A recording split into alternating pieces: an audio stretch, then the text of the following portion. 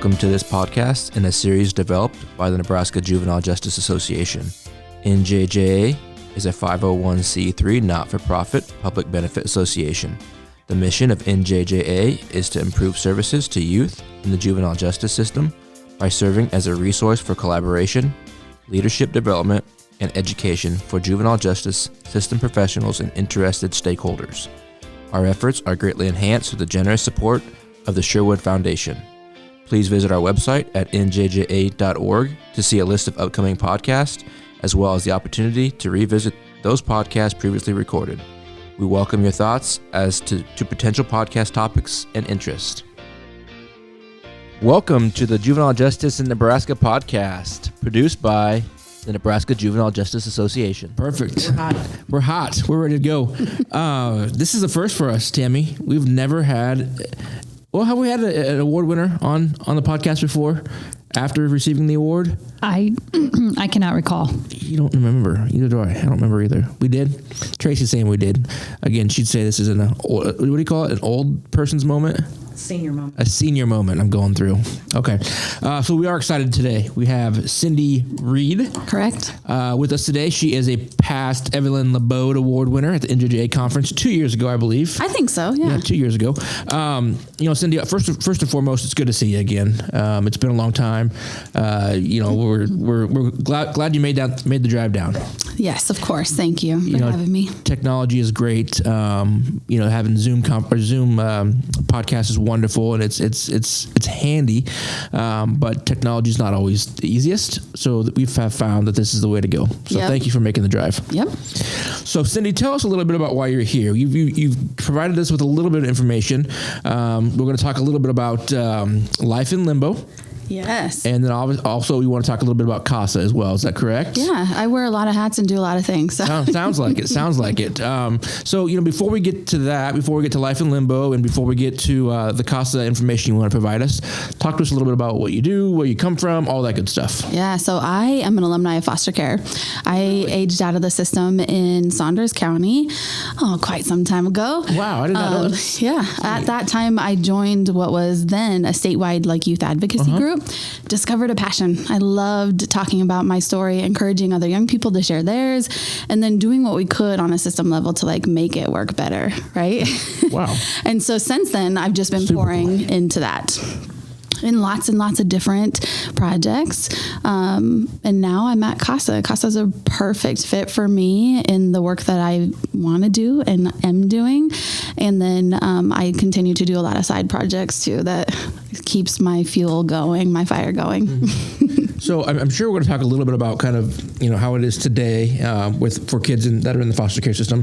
But I'm also interested in learning about your story. I mean, I had no idea. It's phenomenal that we have people who with lived experience in the field. I think it's fantastic. And we have other great representatives, within the state of Nebraska that do that similar work. But, this is a first for me, for someone from Fremont, which is awesome.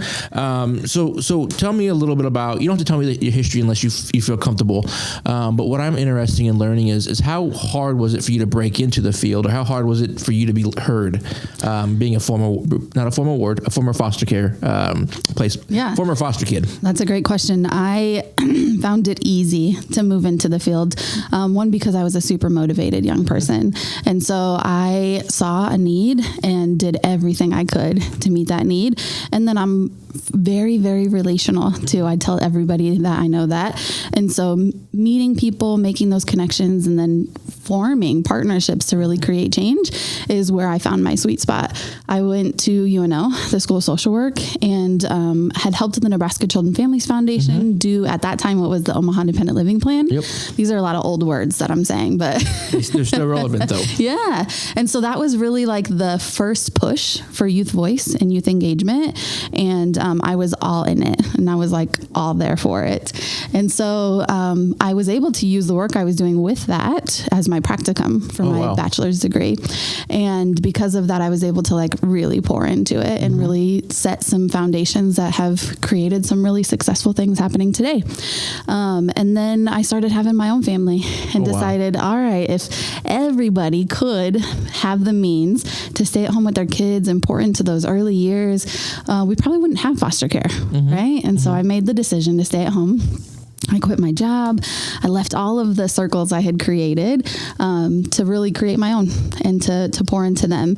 I stayed at home for 7 years while, of course, still keeping tabs on all the work I had done and all of the changes that were happening. Sure. And then when my kids were older and all in school, I decided, all right, I'm ready to go back. My heart needed it. My body needed it. Everything in me was pulling me back in that direction. And so I said, well, I want to work in the same field, doing similar work where I can really work directly with young people.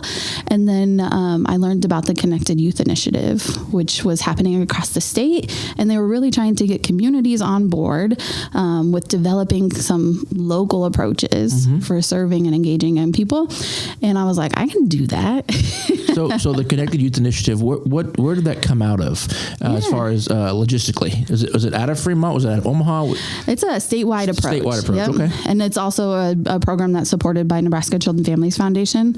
And I say program loosely, it's more of like a framework or an approach. And they were wanting communities to kind of take on work and make it look how it was going to be successful for communities, because everywhere is different, right? Young people are different depending on their geographic location, what access to resources they have, all of those things. We wanted to really tailor older youth engagement work to that. And so I stepped into Fremont and helped them create what that looked like there. I had no idea what we were getting into, Tammy. This is exciting stuff. So she comes with a wealth of knowledge. Yeah, super glad you reached out to us, and this is going to be great. So you talked a little bit about changes. Kind of when you decided to return to the work environment, the work field. What changes were most predominant or really stuck out to you from your time in the foster care system to the current day foster care system? Was there any changes? Are there continued changes that need to happen? What are your thoughts on that? I have a lot of thoughts on that. Please. Here's the thing: is the less I talk, the better. They want to hear you, not me. So I think that some of the issues that existed when I was in care are still very prevalent, right? But we've done a lot of work to do better work. And a big piece of that is youth engagement. We need to listen to young people who we're serving to figure out what we're doing well, what we're not doing well, and what we can do better. And I do think that across the state, our programs, our systems are doing better at listening to what young people have to say. Another piece that we stand on is sibling connections and making sure that those relationships are valued and sacred, not just, while they're in foster care, but how can we set them up for success when their case closes or they age out or whatever their situation might look like. And so I also support Camp Catch Up too, which is incredible. What doesn't she support? I know. Exactly right. I am coming to the realization I have a hard time saying no. And so the older I get, the easier that becomes. So I would say youth voice and engagement, keeping siblings together, and then really talking about healing are some things that existed when I was in care as gaps and still need some work, but we're being intentional about trying to fill those. So youth voice is obviously something that's important to all of us because of the field we're in, and we just know it's best practice, and it's important that we get heard. That they get heard. I don't think you're going to disagree with me here, but I still think we've got to do a better job at that. I think our intentions are there. We say that we're going to get youth voice, and we say we're going to make it work. I'm yet to really see that come to fruition across systems. I think it's something that we have to do as a community, as a state. It's something that we can't talk enough about, but what can we do to get there? I mean, because we always have, professionals in the room that want to be heard, and how do we bring that voice in and actually listen to what they're saying? I don't know how to do it. I don't know how to get there. I think we do a good job at listening, right? Everybody wants to bring people around the table. We do a good job at listening and making that intentional first contact. It's the after part, the action part that we lack. And we don't know what to do with what we hear. And so that I think needs to be dove into more. Why is there so much hesitancy to hear and to act on what we're hearing? I mean, that's the part that I get frustrated with. Yeah, I think it's because we're afraid that things have to look drastically different in parts of our systems that we've built and we've poured into, and they work well for us as professionals or for families who don't struggle. And so to change that takes a lot of work, and we're not ready to pour into that. No. I also think that we face a lot of barriers as well, whether that would be the systems that are working around those youth and the families, or even like the financial barrier a lot of times too, and just some of those families that are living with a limited amount of resources. Yeah. That voice is Tammy Sassaman, our Executive Director of NJJA. Hi, Tammy. Hi, Rico. So go on. I mean, what other thoughts you have? I mean, we can sit here and talk for days, but we don't want to do that. What I want to hear is what's the most important to you moving forward. As a former foster youth, I think people want to hear of your experiences and specifically on the life in limbo. And now, is that a separate thing you're doing, or is that just kind of the framework of kind of your philosophy? I mean, what is life in limbo? I would say it's a beginning of a framework of a philosophy, right? We have started to pour into what does an alumni group look like in Nebraska. Okay. We used to have Foster Care Alumni of America, FCAA, which is a national organization. We had a local chapter, but we really kind of wanted to stretch those boundaries and limitations and do something that's a little bit more where we can have ownership and we can be intentional about the work that we're trying to walk out. And so Life in Limbo is our first punt maybe at that. And it is really an experience workshop to walk professionals and lay people through what it feels like to go through foster care. What does it sound like when your kids are removed as a parent? Who are the key players and what are their perspectives? And then it kind of humbles people who have been in the field for so long, doing it for so long, and used to maybe the way things work or don't work, and you forget about that human aspect.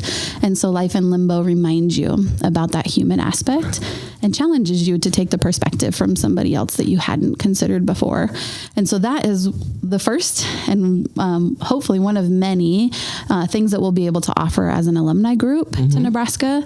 And we really want to own those pieces as experts in the field. Are you currently looking for former youth, or are you look who is going to be doing this work? Who's going to be providing this education? Yeah, we have 2 trained facilitators for Life in Limbo because it's a national training. It is that we're bringing to Nebraska, and we can always add to that. Okay, and we're always looking for young people who want to get engaged. A couple of other people who are involved in that effort really want to see kind of a mentoring thing happen with young people who are in foster care or aging out of care, wanting to reach out to this part of the system or wanting to work or serve in this area. How can we connect them with NJJA or other partners that we know of to build them professionally so that they have that access? Because I believe that's where my success came from, was I had access to the right people at the right times in order to make the connections I needed to be successful. And we want to be a platform for that for other youth as well. So, Cindy, do you want to talk a little bit about who you're working with locally on this? Your trainers, who are they? Are they stationed out of Fremont? I mean, where are I know you want it to become statewide endeavor, correct? Yes, that would be incredible. Right now, myself and Amy Peters, who's a local attorney here in Lincoln, actually, her and I are kind of leading the effort for this alumni group across the state. We have a list of stakeholders that we're engaging, but we want to put some intentionality behind our ask, right? And so we're building a solid foundation before we add to that, but we have a list of stakeholders and we're always looking to add to that. Okay. So within this, I don't want to call it a curriculum, within this framework, Life in Limbo? Yes. Workshop. Workshop. We'll call it a workshop. Within the workshop, Are there voices that are heard from bio parents? Do they talk about what bio parents are going through? Because that's always an interest to me, because obviously one of the, I shouldn't say for everybody, but for us at Cedars, our biggest goal is reunification. Obviously foster care is a big part of addressing the problem and the need, but reunification is one of the biggest things that we look at. Are there voices from bio parents that are heard? Yeah, and so that's one of the things that we're considering with this alumni group is we want it to be lived experience, which includes bio parents. It includes foster parents. It includes people who've been touched as they have young people living in their home as foster siblings. All of those voices matter in different spaces. And so one of the things we are trying to focus on is lived experience means whatever the target is, right? And so if I want to reach foster parents, then the lived experience I need in the room is foster parents. If I want to talk to domestic violence survivors, the lived experience I need in the room is domestic violence survivors. And so it's not just one thing. It's really whatever the target is that we're trying to be all-encompassing of. Specifically, Life in Limbo does offer the perspective of foster parents and bio parents and caseworkers and all of those people. And we have scenarios written from their perspective that we bring into the training. Sounds awesome. So as you probably know, or as you're aware, one of NJJA's core values is education. So anytime that we can hear about interesting things like this, I think that it gives us an opportunity to reach so many stakeholders, so many providers, so many professionals, and whoever else. So this is exciting to hear. The road that you're going down is really neat. Just simply because I don't think there's a lot of attention that's on this. So I think it's wonderful. A question that I do have. Not every question is going to be easy, Cindy. What makes this different than some of the other groups that are out there now? There's some other former foster, children's groups that are out there. What makes it different? Yeah. We have been engaged with some of those groups in the past. And so some of the small things we're doing are intentionally different. But I would say the biggest difference is that we don't want to show up in any space without representing what it is that we're asked to be there for. And so if I'm sitting at a table or in a meeting where they want, young people who are in foster care, they want that experience. My experience matters. It was a long time ago though. Sure. And proximity matters. And so we want to reach young people who are either just exiting the foster care system or currently in it to offer what it looks like today. Right. Yeah. And so that's, I think, going to be a difference, is that we want to be intentional about empowering and equipping those young people who have that proximity to whatever the issue is, to be gainful people at the table. And let me back up for a quick second there too. I do want to say that the work that the groups that are already existing are doing is phenomenal. I mean, I didn't want to make light of that, because they're doing great work, and I didn't mean to ask that question as a why are you better. It was simply what's different. So wanted to make sure that was evident. So obviously, thank you to those that are continuing to do that work. It means a heck of a lot to a lot of people. So and I wouldn't be here today if it wasn't for that existence, right? Yes. So I got to cover my tracks sometimes. Cindy, one thing that you said before is one thing with your Life in Limbo, looking at how to help these families, foster parents, kids heal. I think there's so many times that people have this mentality that let's get them in and get them out. Let's fix it. Let's make it better. And I really am a huge believer in the word heal. We don't ever get over things. We learn how to live with it. We learn how to heal. Yes, you are completely 100% on track with what the hope is. That has been probably what my expansion has been in my mindset coming to CASA, right? I get wholeheartedly unification. Yes. Holy cow. I believe 1,000% that young people need to be with their families if that's possible. And in order to do that, we have to focus on healing. In order to do that, we have to be intentional there. And we need to start building the capacity for young people and families for that long long-term relationship and long-term healing, not just right now or for the next 3 months. Yes, and I totally agree with that, especially when we experience trauma over the years and nobody's addressing it because everybody's looking at the crisis mode of what's going on right in front of them. And then years later, when these young people become young adults or even later life adults, then they're finally dealing with their trauma because they never had that chance or that opportunity to address that. Yeah.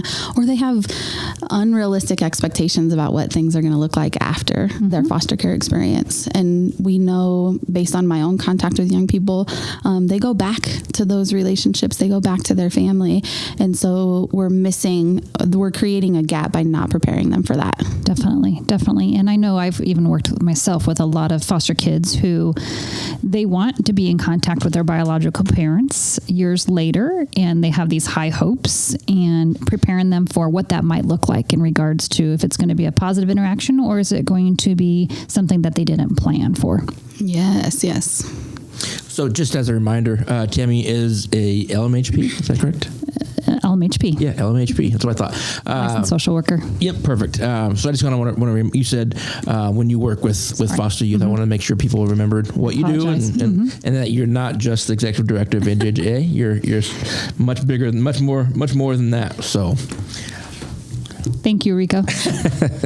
So what's next? What's next, Cindy? I mean, obviously you have these plans that you develop in Life in Limbo, and that's kind of getting to the point. It's up and running.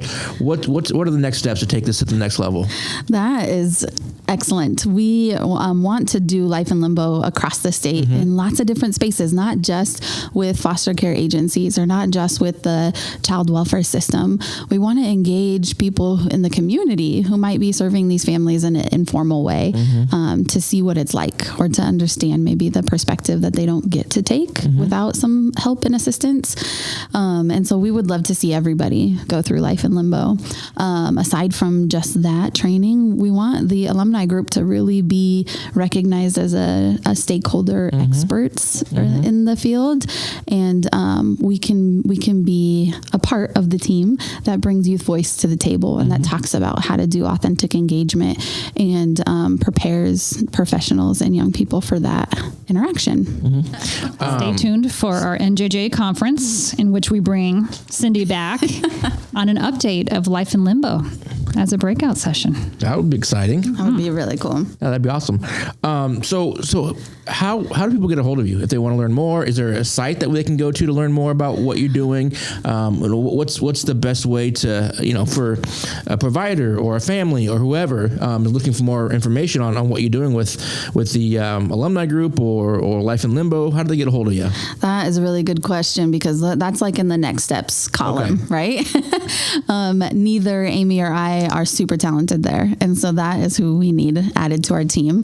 But Facebook, we still do manage the foster care alumni page on Facebook, and we can both be contacted there.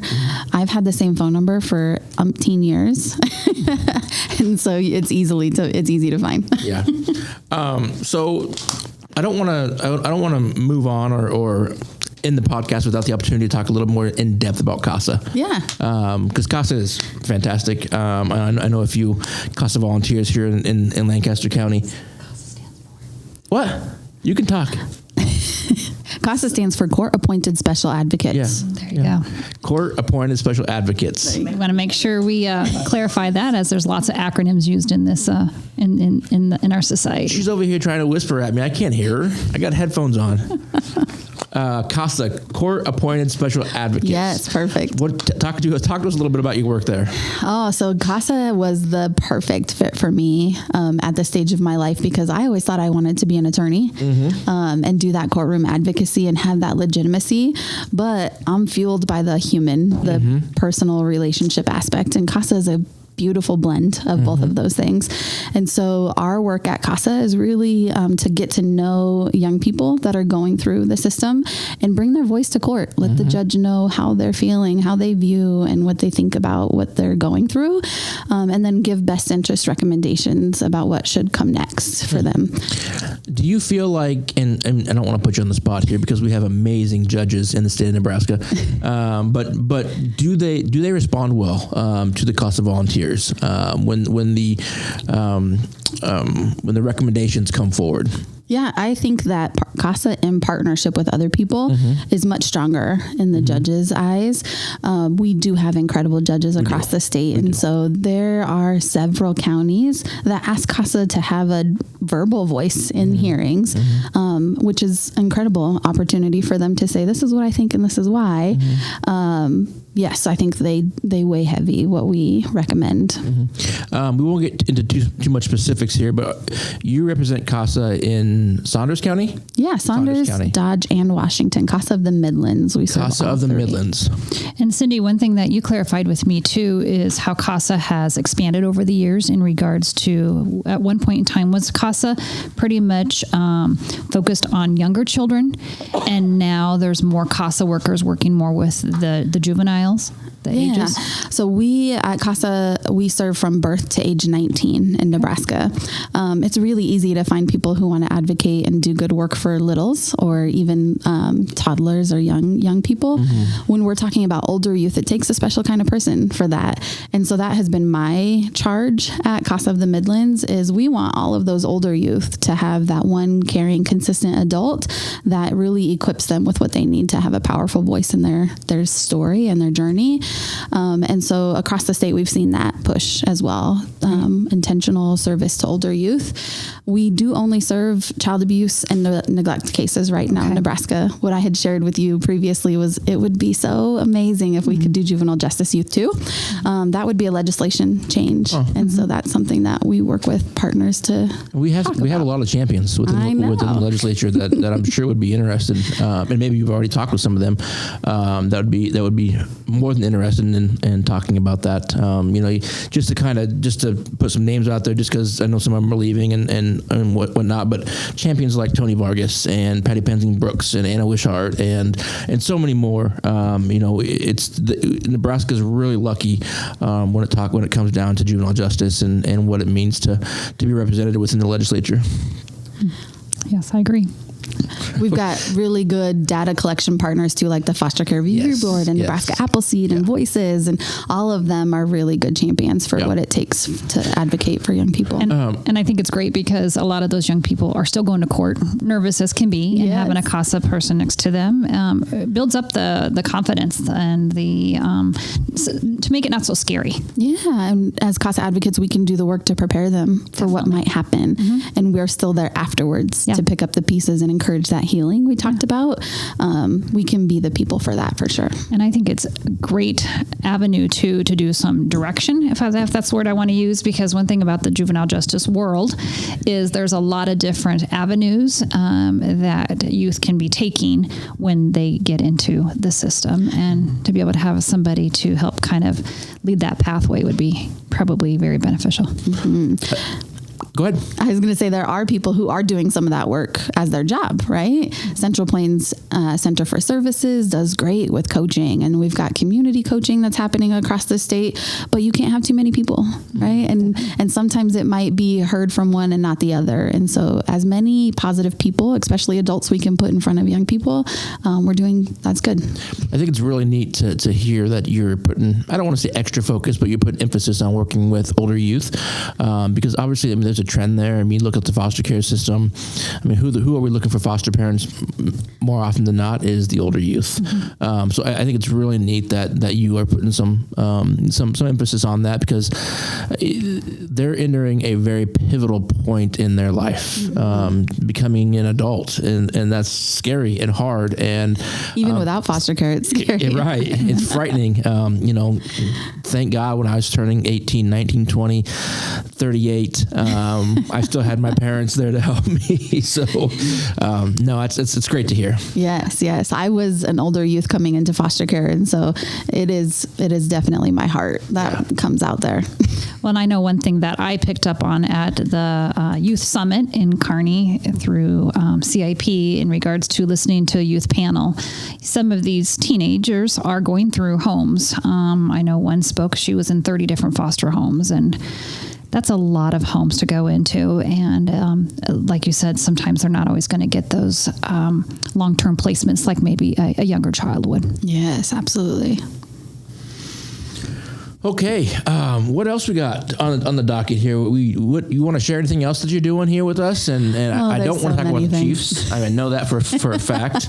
Or the AFC, do we, Trace? Well, No. one good thing I can put into place is I know Cindy's been a huge advocate for our She always conference brings us over back. the years. Always brings us back. Which is great. And we always appreciate her support Yes. attending our annual conference. Yes, and I always bring people and I always send people. I think it's a great not only learning opportunity, but a networking opportunity too. And that's my favorite aspect of it yes. is the networking. I mean, I'm like you said before we started, you're a people person. That's who I am as well. Yeah. And I go for the relationships, 100%. But yeah, the conference this year is going to be. We're looking forward to it again. It's going to be great. Our conference planning committee is hit the ground running. They're getting close to deciding on who the keynotes are going to be this year. It's October and the conference is in May, but the work they do and the time, energy, and passion they put into it is second to none. So we're looking forward to that. Tammy, what are the dates? May 3rd through the 5th. 3rd through the 5th, the Eunice 2023. Conference Center 2023. Do you know what number of conferences is going to be? What? Oh, I don't know. Sorry. Yeah, you should find that out. Yeah. President. Oh yeah, sorry. You gonna come this year again? I am, absolutely. Yep, I'll be there. You gotta bring your Saunders County buddies. I'm going to bring all my buddies. All your buddies. It's always a room full of my friends whenever I go to a conference. So you're in Saunders County. Then does she work with our fellow board member Amber Palin. Amber Palin? Yeah, I do. Amber's great. She is great. She's great. Yeah, she's a new board member, somewhat new, not the newest. We brought on a couple new board members that we'll probably hope to have on here sometime soon, just to kind of introduce. We're moving on. We've lost some good ones over the years. We have lost Jim Bennett. We're losing Jim Bennett soon, who has so much history with NJJA. We'll hate to see him leave. We've lost Keith. We've just lost some good ones. Cassie Blakely, who was incredible. Yeah, incredible. Katie McLean-Stevenson, and I don't want to name them all because we're going to be here forever. But it's going to be great bringing on some new people. Looking forward to it. Looking forward. Thanks for the added commentary today. It's been great. All right. Hey, that's all we got for today. Anything else, Cindy? I'm good. Thank you so sure? much. I'm positive. Okay. Thanks again for coming down. I didn't mention this is number 20. Yes, Episode 20. Podcast 20. It's crazy. I remember the first one that we started. None of us knew what the hell we were doing. Can I say hell? Yeah. Okay. None of us knew what the heck we were doing. I'm not sure we still do. But you know what? 21, we're looking forward to it. All right. Thanks, guys. We're out. Thank you, Cindy. Thanks.